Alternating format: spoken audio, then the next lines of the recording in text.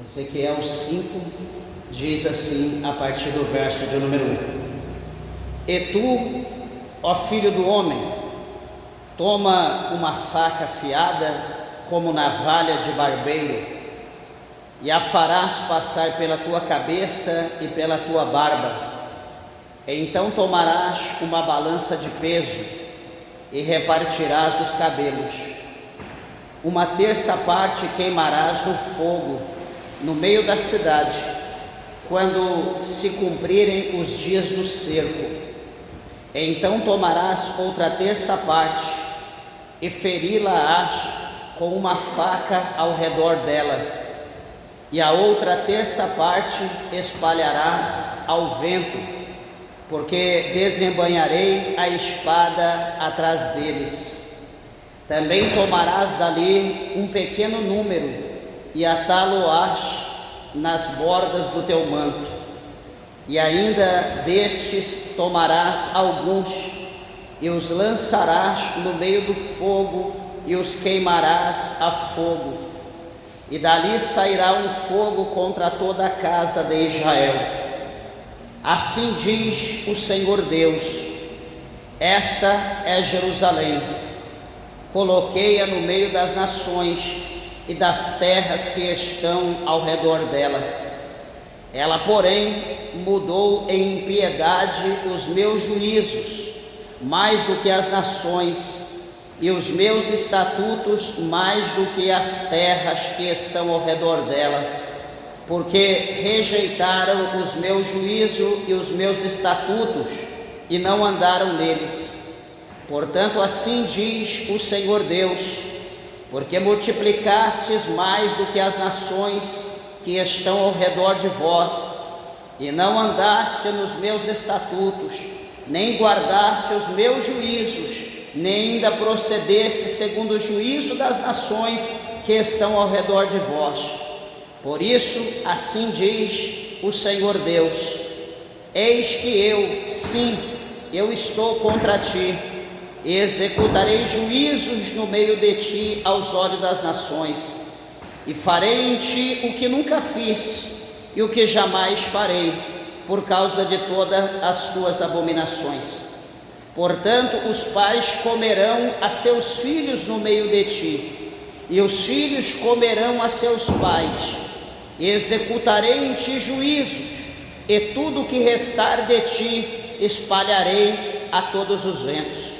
Portanto, como eu vivo, diz o Senhor Deus, certamente, porquanto profanaste o meu santuário com todas as tuas coisas detestáveis e com todas as tuas abominações, também eu te diminuirei, e o meu olho não te perdoará, nem também terei piedade de ti. Uma terça parte de ti morrerá de peste, e se consumirá de fome no meio de ti, e outra terça parte cairá a espada em redor de ti, e a outra terça parte espalharei a todos os ventos e desembainharei a espada atrás deles. Assim se cumprirá a minha ira, e satisfarei neles o meu furor, e me consolarei, e saberão que eu, o Senhor, tenho falado no meu zelo, quando eu cumprir neles o meu furor. E pôr-te-ei em desolação e por objeto de opróbrio entre as nações que estão em redor de ti, aos olhos de todos os que passarem, e será objeto de opróbrio e blasfêmia, instrução e espanto às nações que estão em redor de ti, quando eu executar em ti juízos com ira e com furor e com terríveis castigos. Eu, o Senhor, falei, quando eu enviar as malignas flechas da fome contra eles, que servirão para destruição, as quais eu mandarei para vos destruir. Então aumentarei a fome sobre vós, e vós quebrarei o sustento do pão, e enviarei sobre vós a fome, e as feras que te desfilharão, e a peste e o sangue passarão por ti, e trarei a espada sobre ti. Eu, o Senhor, falei. Amém. Meus irmãos, levante a tua Bíblia ao céu, a tua mão. Vamos orar a Deus, peça para que o Senhor fale conosco. Amantíssimo Deus, maravilhoso Pai, Senhor Deus, Criador dos céus e Deus, Criador da terra. Mais uma vez, meu Deus, em tua santa presença nós nos colocamos, Senhor, para exaltar, para glorificar e bendizer os céus. Agradecemos, meu Deus, pela oportunidade em aqui estar na tua presença. Obrigado, meu Deus, pela tua palavra fiel, pela tua palavra verdadeira. Fala com a tua igreja, fala com os ouvintes, aqueles que estão perto, aqueles que estão a longa distância. Senhor, tira os empecilhos, os impedimentos, permita com que a tua palavra, ela deite no nosso coração e que ela venha produzir o resultado pela qual ela é enviada pelo teu Espírito Santo. Fala conosco, meu Deus, em nome do Senhor Jesus, pois é o que nós te pedimos e nós te agradecemos para a glória de Deus. Amém. Graças a Deus. Podeis assentar, meus irmãos. Desocupe vossas mãos e dê uma salva de palmas bem alegre para Jesus. Graças a Deus. Bendito é o nome do Senhor. Meus irmãos, peço por favor a tua atenção à palavra de Deus.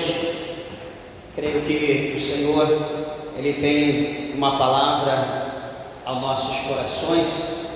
E quero iniciar isso aqui dizendo aos irmãos que Deus, a Bíblia fala em Hebreus que Deus, Ele é um Deus de amor, mas também Deus, Ele é um fogo consumidor. E o salmista, escreveu dizendo para o Senhor: Senhor, no dia da tua ira, lembra da tua misericórdia. E hoje, meus irmãos, conversando com uma pessoa, ele dizia, que Jesus, Ele não é bom, que Jesus, Ele já foi bom, e que Jesus, Ele é terrível.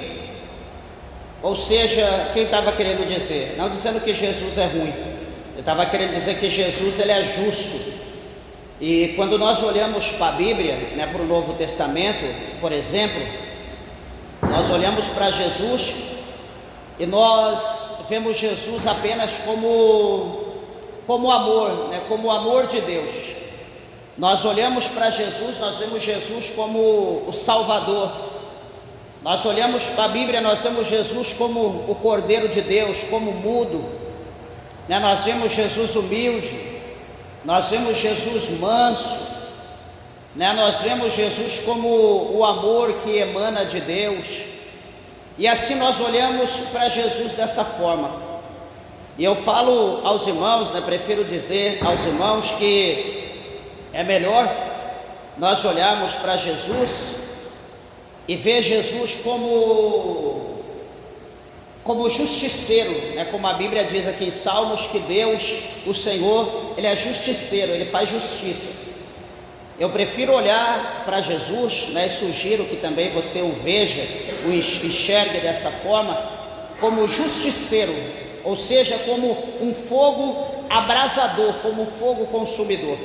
Como Ezequiel, ele fala no capítulo 2, lá no versículo de número 2, 3, ele diz que diante do Senhor é como um jardim do Éden, tudo verde, tudo vivo, mas quando o Senhor passa por aquele jardim, o que fica para trás é somente cinza, pois um fogo abrasador passou e consumiu tudo. Então eu prefiro olhar para Deus como um Deus que é fogo consumidor. Ele é amor, mas também Ele é fogo consumidor. Por que eu estou dando essa introdução, meus irmãos? Porque se nós olharmos para Deus como amor, nós vamos entender pela palavra de Deus, por exemplo, nos capítulos de número 13, da primeira carta do apóstolo São Paulo aos Coríntios, O apóstolo Paulo, ele diz lá que o amor, ele tudo sofre, o amor, ele tudo suporta, o amor é sofredor, o amor é benigno, e etc, etc, etc. Então, se nós olharmos para Deus como um amor, um imensurável amor, não vai gerar em nós nenhum sentimento, nenhum constrangimento, não vai haver em nós senso nenhum de preocupação ou de arrependimento acerca das nossas obras, das nossas atitudes, de tudo que nós praticamos nessa terra, na presença de Deus, porque todos nós somos falhos, não estou aqui me justificando, mas eu estou dizendo que todos nós somos errados, O próprio Cristo, lá no versículo 8 de João, ele diz para aquela multidão que pedia para ele uma resposta acerca daquela mulher pecadora, e Jesus olhou para eles e diz: olha, quem dentre vós que não tem pecado, que seja o primeiro a tirar pedra contra essa mulher. Então, o que aconteceu? Os homens atiraram pedra, os homens apedrejaram aquela mulher? Não, eles lançaram a pedra no chão, jogaram fora e foram saindo do maior ao menor e foram embora. Ninguém apedrejou aquela mulher. Jesus disse: mulher, eles não te apedrejaram, não te condenaram? Não, Senhor. Jesus diz: eu também não te condeno, porém vai e não peques mais. Então, meus irmãos, se nós olharmos para Deus como um fogo consumidor, nós vamos andar pisando em brasas de fogo, nós vamos andar vigiando em todo o tempo, nós vamos andar tapando todas as brechas para o inimigo não adentrar, para nós não darmos lugar para o pecado, porque nós sabemos que o fogo de Deus é um fogo consumidor e que é um fogo abrasador, e que se nós não vigiarmos, nós seremos consumidos por esse fogo. Agora, por que eu estou dando essa introdução? Porque esse capítulo de número 5 aqui de Ezequiel dá a nos entender, e nós vamos entender isso, que esse capítulo 5, aqui eu ia ler só o versículo 1 e 2, mas eu preferi ler os 17 versículos para os irmãos entender, porque esse capítulo 5 aqui está falando sobre o juízo de Deus, está falando sobre o juízo de Deus sobre um povo, e esse povo era o povo escolhido de Deus. Esse povo era como fosse a igreja de Deus, como nós aqui, o povo de Deus, a menina dos olhos de Deus. E é bom nós lembrarmos que um pouco lá atrás, a palavra do Senhor nos garante dizendo, lá por exemplo em Deuteronômio, entre outros livros do Pentateuco, a Bíblia é clara em dizer para nós que de todas as nações da terra, Deus, ele olhou para Israel, e Deus, ele escolhe Israel por intermédio de Abrão, que ali foi o início, o precursor, e ele então escolhe Abrão, e de Abrão, Deus, ele forma uma grande nação, e aquela nação foi ali como ovelhas, do rebanho, ali do aprisco do Senhor. Deus era o Senhor daquele povo, e aquele povo era adorado ou adorava somente a Deus. Era uma comunhão, era uma unidade, era Deus para o povo para Deus. Era como, já falei e repito, era como aquele povo fosse a menina dos olhos de Deus, e ai de quem ou daqueles que tocasse, que se levantasse contra aquele povo, estava se levantando contra o próprio Deus. A Bíblia mostra que Deus guardou aquele povo no deserto durante 40 anos. Meus irmãos, quem consegue viver 40 anos com uma veste? Aquele povo viveu vestido 40 anos e as suas vestes não envelheciam, não rasgavam. Eles estavam calçados, seus calçados não estragavam. Deus, o Senhor, no deserto, manteve aquele povo com água, manteve aquele povo com pão, manteve aquele povo com carne. Deus abençoou aquele povo de uma maneira terrível durante 40 anos, caminhando na sua trajetória pelo deserto. Aonde aquele povo passava, por onde ele chegava, eles iam tomando posse de tudo, porque Deus era com ele, ou com eles. E o que vai acontecer, meus irmãos? Chega um determinado tempo, por intermédio de Josué, que Moisés já havia sido sepultado pelo Senhor, Deus passa o cargo para Josué, e Josué então, cheio da presença de Deus, ali orientado pelos céus, pelo Eterno, Josué consegue introduzir aquele povo, consegue colocar aquele povo na terra da promessa, a terra que Deus prometeu a Abraão lá atrás, uma terra ampla, uma terra gorda, uma terra fértil, uma terra que emana leite e mel. Depois de séculos, Deus ele cumpre a promessa, ele coloca o seu povo nessa terra, a terra de Canaã, a terra que emana leite e mel.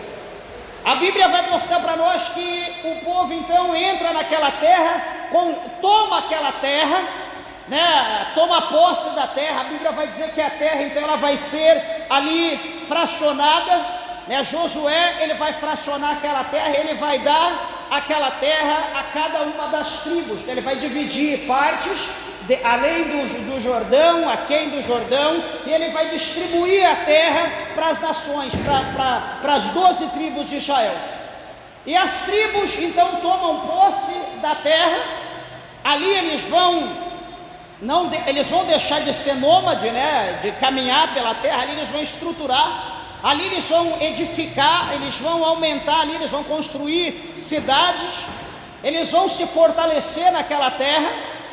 Interessante é que quando eles, isso não é a primeira vez, mas quando eles estão estruturados, quando eles estão abençoados, quando eles estão prósperos, quando eles estão felizes, não tem falta de nada, o que vai acontecer, o que a Bíblia vai dizer para nós?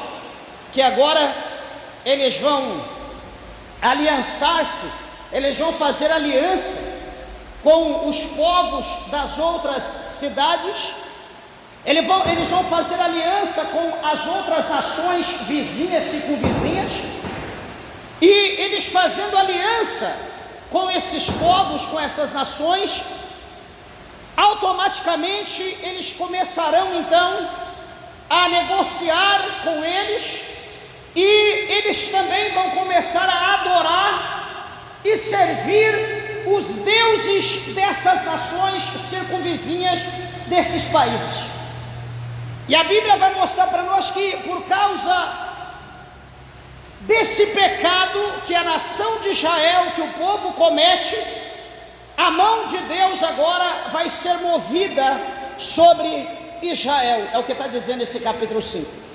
Só que o Senhor, ele vai falar aqui por parábola, ele vai usar aqui uma situação para os irmãos entender. Olha como Deus fala no verso 1 do capítulo 5: e tu, filho do homem, está dizendo para o profeta Ezequiel, e tu, profeta Ezequiel, toma uma faca, ou talvez aí na sua Bíblia está escrito, toma uma espada afiada, faca ou espada afiada, como navalha de barbeiro, de fazer barba. Sabe aquela navalha de fazer barba? Então pegue algo cortante extremamente afiado, como navalha de barbeiro, e farás passar pela tua cabeça e pela tua barba. Então o Senhor ordena a ele que ele pegue essa espada ou essa faca ou uma navalha, algo como navalha cortante, extremamente afiado, e agora você então vai fazer a tua cabeça, você vai raspar, vai deixar como a cabeça do pastor Celso, lisinha, vai fazer como a barba dele, vai deixar lisinho, vai tirar todo o seu cabelo, vai tirar toda a sua barba. Meus irmãos, mas era aceito, usava-se o raspar do cabelo e o raspar da barba naquele tempo, era tido isso na cultura judaica, tinha dois significados: raspar a barba e raspar o cabelo. O primeiro era quando se fazia um voto a Deus. Então esse voto, o sinal do voto do homem a Deus, ele raspava a sua cabeça e fazia a sua barba. Então quando as pessoas olhavam, opa, aquele homem ele fez um voto, ou aquele homem ele está se consagrando a Deus por intermédio daquela aparência que ele está fazendo. Ou ele raspava, a segunda opção, é como está escrito no capítulo 1 e no capítulo 2, né? Mais provável no capítulo 1 de Jó, quando Jó, ele passa por todo aquele processo da sua perca, da sua dor, e como sinal de humilhação diante de Deus, o que Jó faz? Ele se raspa, né? A Bíblia diz que ele se raspa toda a sua cabeça, ele raspa a sua barba, e ele se lança no pó e na cinza, e se humilha na presença de Deus. Então tem essas duas situações, quando o judeu ele raspava a sua cabeça e a sua barba. Um era para questão de consagração ou do voto, e o outro era questão de humilhação. Então tinha essas duas situações, quando se raspa, e aqui o Senhor manda ele raspar.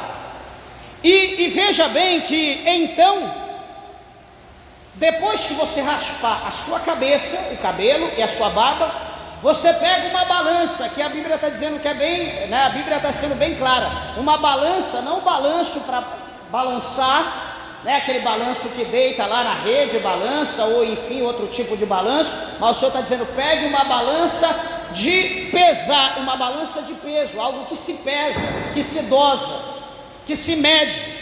Então, você repartirá os cabelos, você vai fracionar, pesa lá o seu cabelo e você vai dividir em 3 partes, né? Como está dizendo o verso de número 2, e ele diz, 1/3 parte você vai queimar no fogo. Então pesa, quanto que deu lá? 900 gramas de cabelo.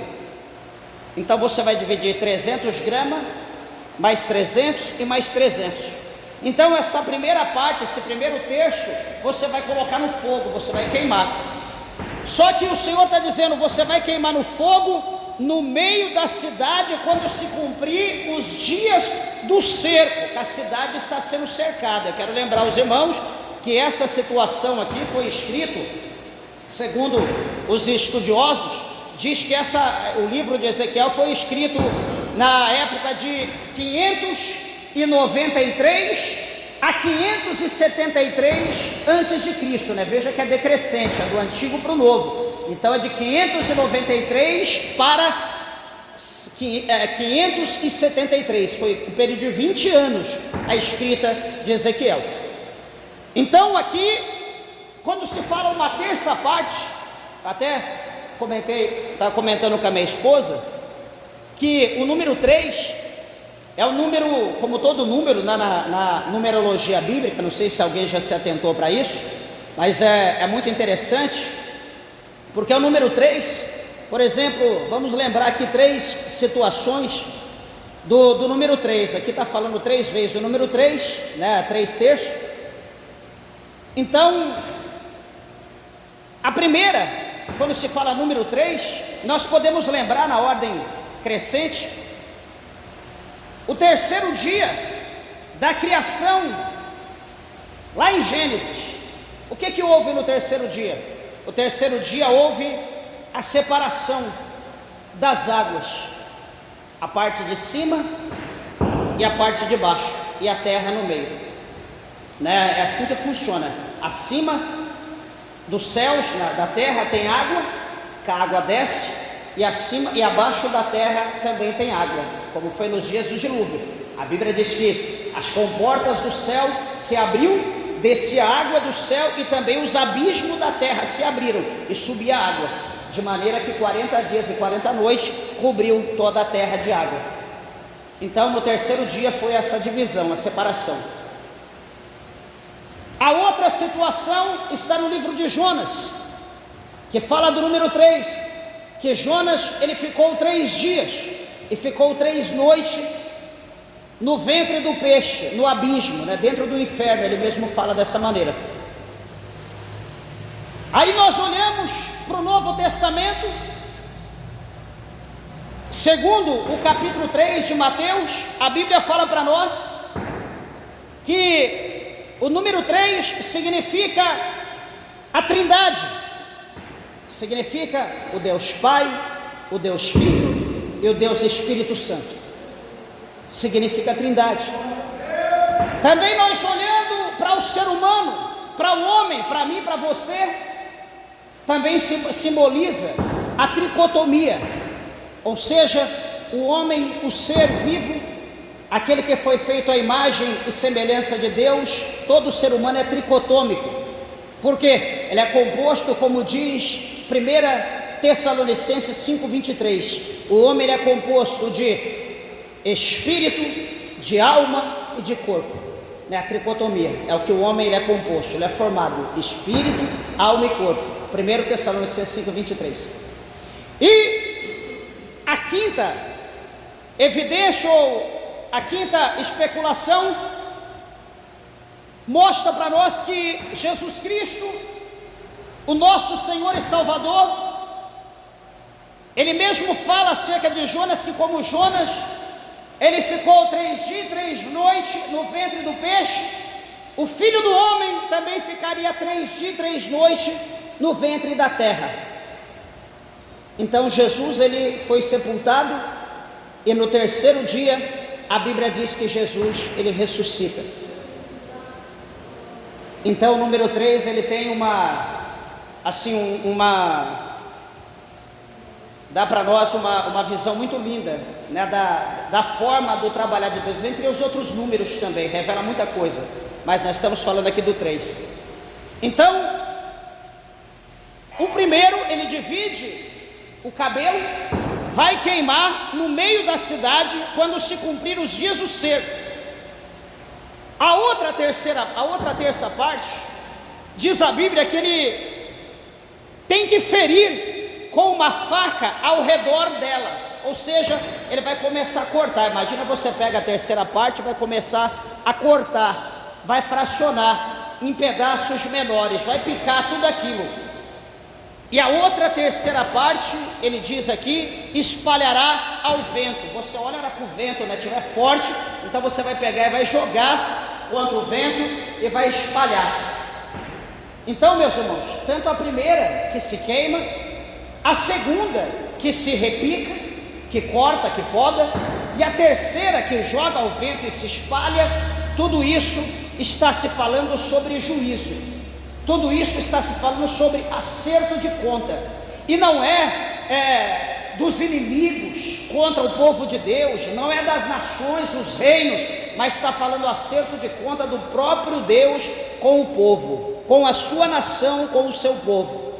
É por isso que o capítulo 4, o versículo 12, mais preciso, a parte B de Amós, está escrito: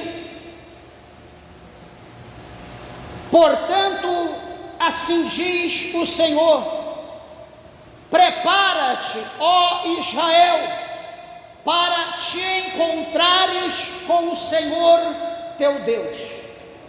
O Senhor está falando para Israel se preparar, porque iria chegar um dia, chegar um momento que Deus ia pedir conta. Eles teriam que acertar conta com Deus acerca de todas as profecias, acerca do sangue dos profetas que foram derramados, que eles mataram, que eles humilharam, que eles fecharam a boca sobre a terra. Deus ia pedir conta. Então aqui essas três coisas está mostrando o juízo de Deus sobre a nação. E o Senhor conclui o verso 2 dizendo: porque desembainharei a espada atrás deles. Então o Senhor está falando que Ele vai desembainhar a espada, Deus vai entrar em juízo. No versículo de número 3, o Senhor está dizendo para o profeta Ezequiel: profeta, você também tomarás dali um pequeno número e atá-los-ás nas barbas, nas bordas do teu manto. Você vai amarrar ainda um pouco, uma quantidade pequena do lado, vai ficar ali como se fosse como um pincel ali, uma brocha de cabelo. E ainda deste tomarás alguns e os lançarás no meio do fogo, e os queimarás a fogo, e dali sairá um fogo contra toda a casa de Israel. Veja que é todo um ritual, veja que tem todo um processo, toda uma preparação, toda uma amostragem Deus está mostrando como se fosse uma experiência em laboratório. Sabe quando você está preparando algo em laboratório, dosando alguma coisa, fazendo uma experiência ali numa quantidade pequena, para depois, então, numa linha de produção, fazendo uma escala grande? Então o Senhor está mostrando aqui para Ezequiel como que seria, como se Ezequiel tivesse um laboratório, fazendo as coisas ali pequeno, para depois ser feito numa escala grande por Deus, né, de uma forma nacional, em toda a nação de Israel. E agora a gente pergunta, meus irmãos, mas por que Deus, o Senhor, aquele que escolheu aquele povo, por que Deus, ele sendo bom, por que Deus, ele sendo amor? Veja que eu falei no início, que eu prefiro ver Deus como um fogo consumidor do que ver Deus como, Deus é amor. A gente olha para Deus, vê lá um velhinho, ou vê um coração emanando um monte de coraçãozinho. Eu não quero ver Deus desse jeito, não. Eu prefiro ver Deus como um fogo abrasador. Eu prefiro olhar para Deus e temer, do que olhar para Deus e ignorar. Sabe quando você está olhando para uma pessoa e você despreza aquela pessoa? Então é melhor olhar para Deus de outra maneira e respeitá-lo. Por que Deus está propondo? Deus está propondo e vai cumprir. Deus, ele fala, o salmista diz que Deus fala uma vez e nós ouvimos duas. A voz de Deus gera eco.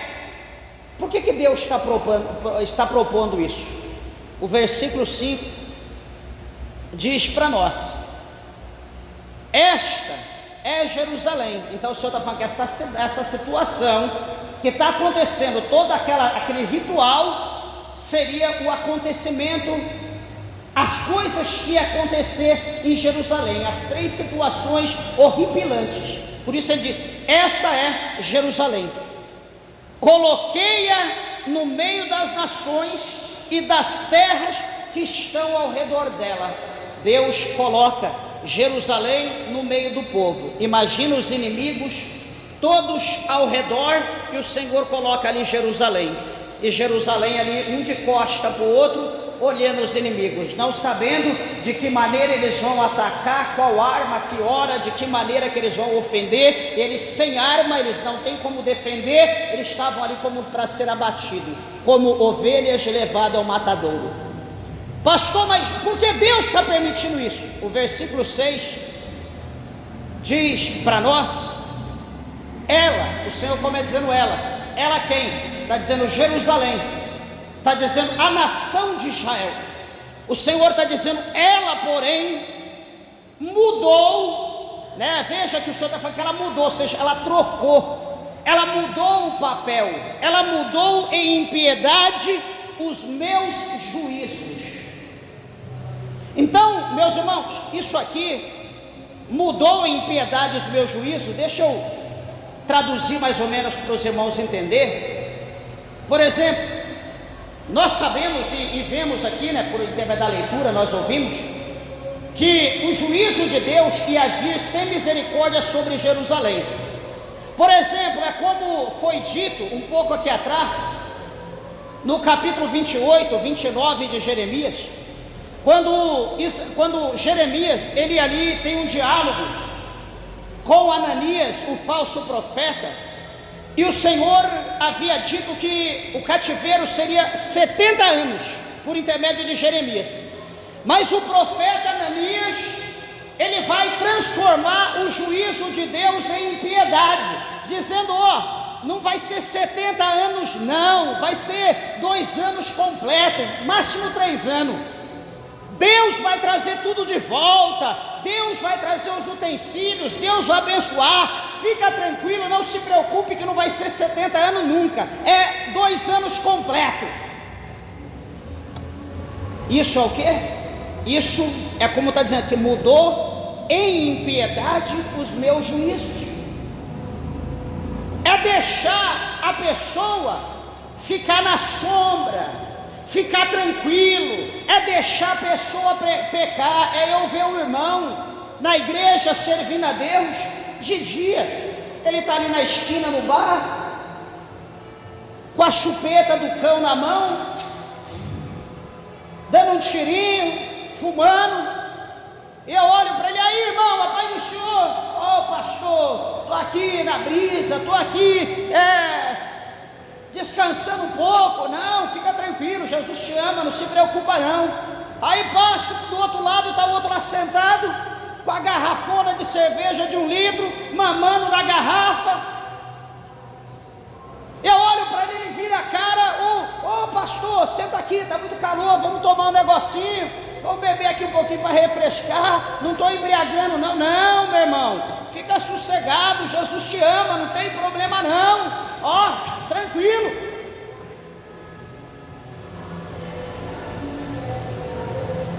Eu estou mudando em impiedade o juízo de Deus. Irmã, amanhã é sábado, vai para o cabeleireiro, pinta esse cabelo, corta, arranca essa sobrancelha, põe não sei o que, pinta, arranca essa unha, põe uma unha, põe cada uma de uma cor. Eu estou transformando o juízo de Deus em impiedade, porque eu estou deixando a igreja, eu estou deixando os irmãos numa zona de conforto, eu estou incentivando os irmãos a ficar sossegado, a ficar em paz, eu estou induzindo ou afirmando para os irmãos que a ira de Deus não será manifesta sobre a tua vida pelo pecado que você está praticando. Eu estou dizendo, fica tranquilo, perdão, eu estou dizendo, fica tranquilo, porque Deus não vai castigar, Deus não vai te mandar para o inferno pelo pecado que você está cometendo.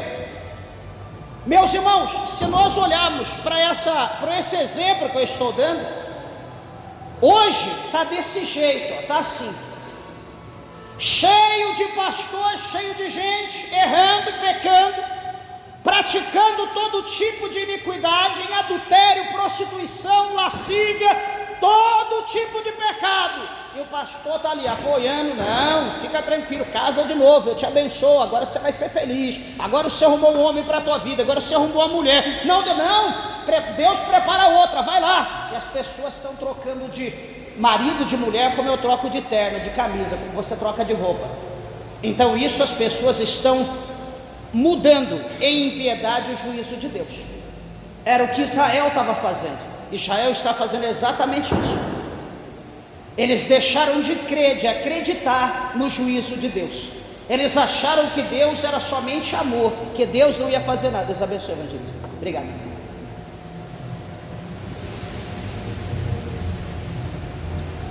Então, meus irmãos, isso aqui, o Senhor está dizendo, ela porém, Jerusalém mudou em impiedade os meus juízos, mais do que as nações. Ou seja, Jerusalém que tinha os mandamentos, Jerusalém que tinha a lei de Deus, é como nós aqui, ó. Olha o que eu vou dizer, presta bem atenção aqui, meus irmãos, nós temos isso aqui, ó. Nós temos a palavra de Deus, nós temos a palavra, nós temos que viver segundo ela e dar exemplo. Está aqui, ó. Nós temos que viver segundo a palavra e dar exemplos. O mundo lá fora não tem a palavra, nós não temos o compromisso de cobrar deles, porque eles não conhecem, mas eles podem cobrar de nós, porque nós conhecemos. Só que, o que acontece com Jerusalém? Jerusalém, conhecendo Deus, conhecendo a vontade de Deus, os estatutos, os mandamentos de Deus, o povo não conhecia, as outras nações não conheciam, pecavam, prostituíam, adulteravam, adoravam a deuses, porque eles não tinham conhecimento. O que acontece com Jerusalém? Jerusalém chegou num nível tão grande de pecado, que excedeu, olha o que está dizendo aqui, ó.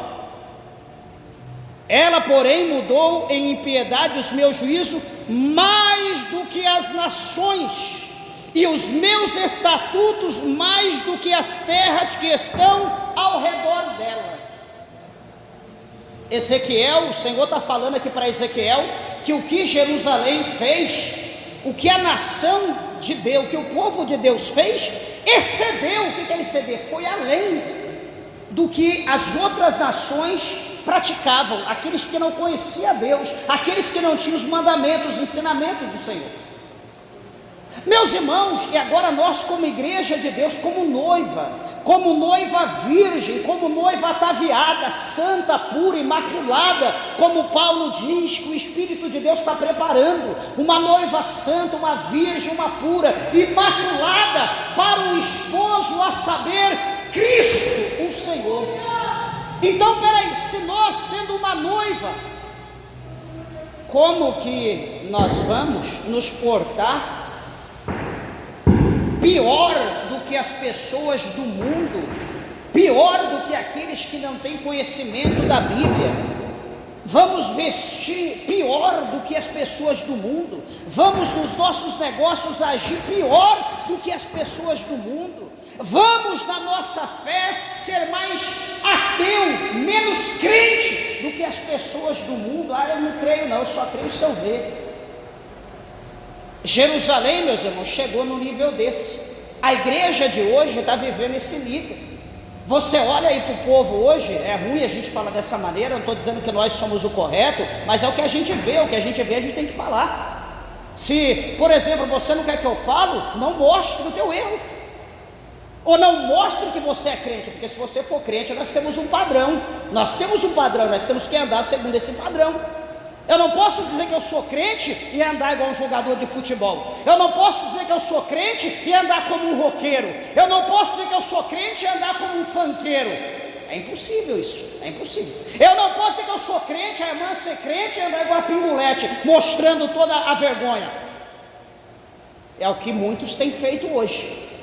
Você olha por irmão aí hoje, passa na frente da cadeira, tá igual um Tarzan lavando o carro. Ô varão, esses dias eu tive que pregar num lugar. Deus tenha misericórdia. Eu vi as pessoas na rua, em determinado lugar, lá só de bermudinha, parecia sunga, lavando o carro, não sei o que e tal. E vai daqui, dali, sempre a gente vê, em algum lugar que a gente passa. E de repente fui pregar no lugar, mais de 20 pessoas, 30 em cima do púlpito.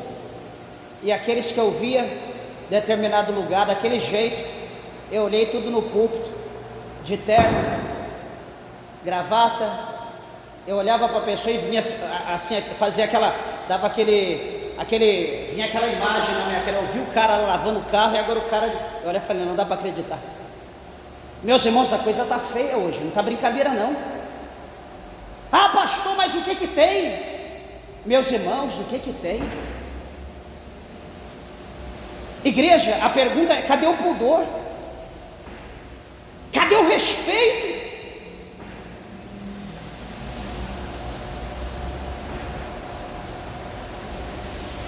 O Espírito Santo, a Bíblia diz que ele tem ciúme. A Bíblia diz que o zelo, que é o ciúme, consome. Mas eu olho para Deus, Deus é amor, não tem problema não, fica tranquilo, Deus é amor.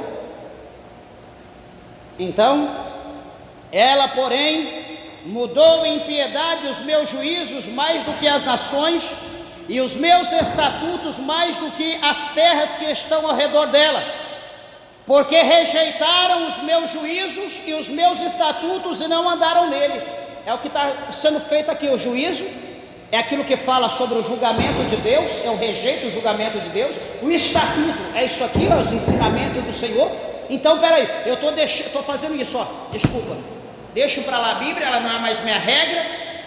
E o juízo de Deus? Não, Deus é amor. Que juízo o quê? O juízo já foi para o tempo antigo, agora é só amor, agora eu estou na graça. Acabou, que negócio de juízo, que Deus não vai julgar ninguém mais não. E a Bíblia? Não, a Bíblia já foi. Nós estamos vivendo a graça, uma vez salvo, salvo para toda a vida e mais 6 meses.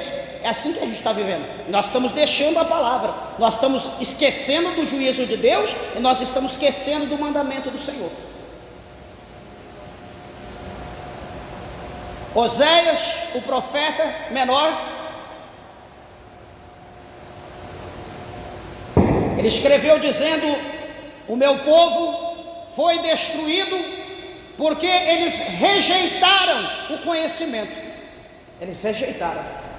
E por eles rejeitar, o Senhor falou: eu também vos rejeitarei. Igreja, você pode não aceitar o jeito que eu prego, você pode não concordar, você pode me amaldiçoar, você pode me xingar, mas uma coisa eu te digo: se você desprezar isso aqui, se você ir contra isso aqui, você ignorar, ou você tirar disso aqui só o que você quer, só o que você acha, eu te digo, é melhor você parar com esse negócio de ser crente e já ir para o mundo logo. Porque crente meia boca, crente perneta, ou pela metade, não vai entrar no céu não. Não adianta, a sua metade é Deus, a outra metade é mundo. Para Deus é tudo ou é nada. Você aceita tudo ou você não aceita nada. Eu vou ali porque ali eu posso. Então você pode, mas você vai para o inferno. Lá no fundo vai ter uma porta que você vai cair nela e você vai para o inferno. Porque para Deus é tudo ou é nada. Está aqui na palavra do Senhor. Nós aceitamos ou nós rejeitamos. O versículo 7 diz: portanto, assim diz o Senhor Deus. Olha que interessante, porque multiplicastes mais do que as nações que estão ao redor de vós, e não andaste nos meus estatutos, nem guardaste os meus juízos, nem ainda procedeste segundo o juízo das nações que estão ao redor de vós. De novo, meus irmãos, o Senhor fala novamente: vocês estão andando vocês estão excedendo, vocês estão pior do que as outras nações, vocês estão desprezando o meu juízo, vocês estão desprezando os meus mandamentos. Então o Senhor vai dizer para eles: eis que eu estou contra ti, executarei juízo no meio de ti aos olhos das nações. O que o Senhor está dizendo? Olha, todas as nações verão o que eu farei com vocês, todos os olhos vão ver. Eu vou colocar todo mundo no alto retiro, eles vão olhar e vão ver vocês sendo açoitados por mim.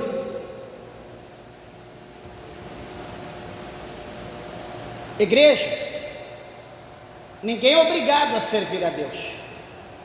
Ninguém é obrigado, você não é obrigado, você não está aqui para, eu estou aqui porque eu sou obrigado, não.